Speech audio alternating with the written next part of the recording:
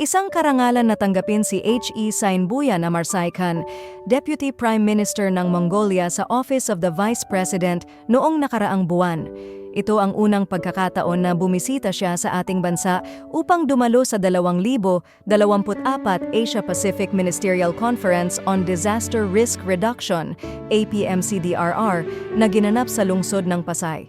Masaya at makabuluhan ang aming pag-uusap na nakasentro kung paano mas mapapaunlad ang bilateral relations ng ating mga bansa.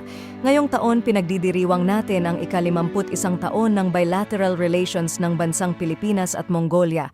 Nagpasalamat rin tayo sa ipinakitang malasakit ng kanilang bansa para sa ating mga kababayang naroon. Sa katunayan, sinabi niya na nais nilang mas marami pang Pilipinong bumisita sa kanilang bansa. Maraming salamat sa pagbisita He Sainbuyan Amarsaikan sa Office of the Vice President at sa imbitasyon na bumisita sa inyong bansa. Mga kababayan, patuloy po tayong maging matatag tungo sa pagtaguyod ng isang bansang makabata at mga batang makabansa.